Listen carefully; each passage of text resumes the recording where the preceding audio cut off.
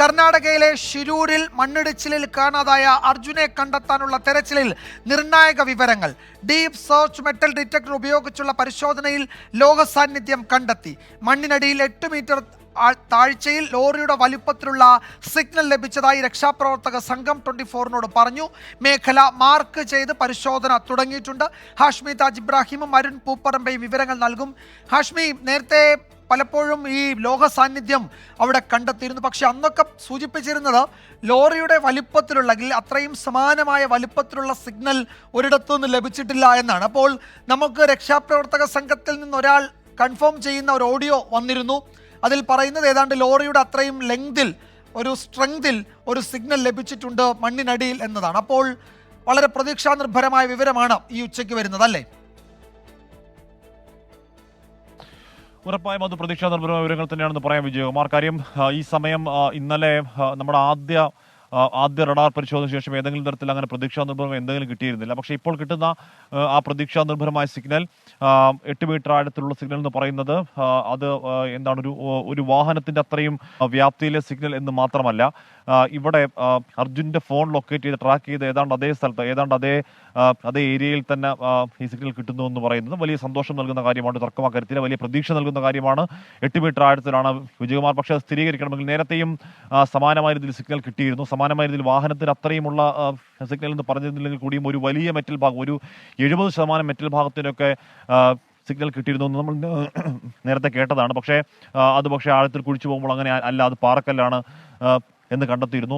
വിജയകുമാരുടെ പ്രധാന പ്രശ്നം ഇവിടുത്തെ പാറകളിൽ വലിയ തോതിൽ മിനറൽ കണ്ടന്റ് ഉണ്ട്, മെറ്റൽ കണ്ടന്റ് ഉണ്ട്. അപ്പോൾ അത് അങ്ങനെ ഫേക്ക് റീഡ് ചെയ്യുന്ന ഒരു സാഹചര്യമുണ്ട് പഴയ റഡാറിൽ. പക്ഷേ ഈ റഡാർ കുറച്ചുകൂടി ആഴത്തിൽ, കുറച്ചുകൂടി ശക്തിയിൽ പരിശോധിക്കുന്ന, കുറച്ചുകൂടി പവർഫുള്ളായി പരിശോധിക്കുന്ന ഒരു സംവിധാനമാണ്.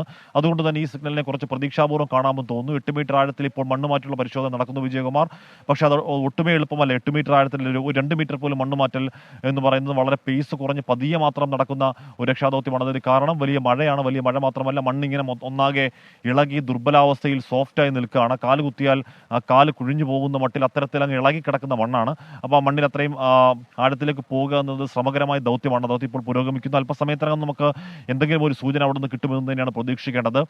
വിജയകുമാർ, നമ്മുടെ പ്രതീക്ഷ ആ കരയിൽ തന്നെയാണ്, ആ മൺകൂനകളിൽ തന്നെയാണ്. അങ്ങനെ ആവണേ എന്നുള്ളതാണ് നമ്മുടെ പ്രാർത്ഥനയും. കാര്യം ഈ ഗംഗാവലി പുഴ എന്ന് പറയുന്നത് കണ്ണത്താ ദൂരത്തോളം ഇങ്ങനെ ആഴത്തിൽ പരപ്പിൽ വലിയ വെള്ളവുമായി ഇങ്ങനെ കലങ്ങി ഒഴുകുന്ന ഒരു ഭീകരം എന്നൊക്കെ പറയാവുന്ന രീതിയിൽ, കണ്ടാൽ പേടിയാവുന്ന തരത്തിൽ ഇങ്ങനെ ഒഴുകുകയാണ്. അതിനുള്ളിലേക്ക് ലോറി ഒക്കെ പോയി എന്ന് പറയുന്നത് അചിന്ത്യമാണ്, ചിന്തിക്കാവതല്ല. അത് മാത്രമല്ല, നമ്മുടെ ഈ GPS സിഗ്നൽ ആവട്ടെ, ഫോൺ ലൊക്കേഷൻ ആവട്ടെ, വണ്ടി ഓഫായി ഓണായി എന്ന് പറയുന്ന വിവരങ്ങളാവട്ടെ, ഇതൊന്നും വെള്ളത്തിലേക്ക് പോയിരുന്നെങ്കിൽ കിട്ടുമായിരുന്ന ദൃശ്യങ്ങളല്ല. ഒരു കാര്യം ഈ ഘട്ടത്തിൽ പ്രേക്ഷകരുമായി പങ്കുവെക്കാനുള്ളത്, നമ്മൾ ഈ സ്ക്രീനിൽ കാണുന്ന ഈ ദൃശ്യം, നമ്മൾ മാർക്ക് ചെയ്ത് കാണിക്കുന്ന ഈ ദൃശ്യം, ഈ ഭാഗത്താണ് ഇപ്പോൾ ഒരു വലിയ സിഗ്നൽ ലഭിച്ചു എന്ന് ഈ രക്ഷാദൗത്യത്തിന് നേതൃത്വം നൽകുന്നവരിൽ നിന്ന് നമുക്ക് സ്ഥിരീകരിക്കാൻ കഴിയുന്നത്. ആ മാർക്ക് ചെയ്ത ഭാഗം അത് പ്രത്യേകം ഇപ്പോൾ അവിടെ പരിശോധിക്കുകയാണ്. അവിടെ വലിയ മണ്ണിൻ്റെ ഒരു കൂമ്പാരമുണ്ട്, നനഞ്ഞ് കുതിർന്ന് കിടക്കുന്ന ഒരു മൺകൂമ്പാരം. അത് ഇളക്കി പരിശോധിക്കുകയാണ്. അവിടെ കൂടുതൽ JCB, ഹിറ്റാച്ചി മെഷീനുകൾ അവിടെ കൊണ്ടുവന്ന് ആ മണ്ണ് അവിടെ നിന്ന് നീക്കണം. ആ ആഴത്തിൽ 8 മീറ്റർ ആഴത്തിലാണ് എന്നാണ് നമ്മൾ കരുതുന്നത്. ആഴത്തിൽ ലോറിക്ക് സമാനമായ ഒരു ലോഹ വസ്തു ഉണ്ട് എന്നാണ് ഇപ്പോൾ ആ സിഗ്നലിൽ നിന്ന് വ്യക്തമാകുന്നത്. ആ പരിശോധന നടക്കുന്നതിൻ്റെ ദൃശ്യങ്ങളാണ് നമ്മൾ ഇപ്പോൾ സ്ക്രീനിൽ കാണുന്നത്. ഇത് ഒരു പക്ഷേ ഈ പരിശോധന തുടങ്ങി അപ്പോൾ 7 ദിവസമാകുമ്പോൾ അതിനിടയിൽ കിട്ടുന്ന ഏറ്റവും വലിയ ഒരു സൂചന തന്നെയാണ്.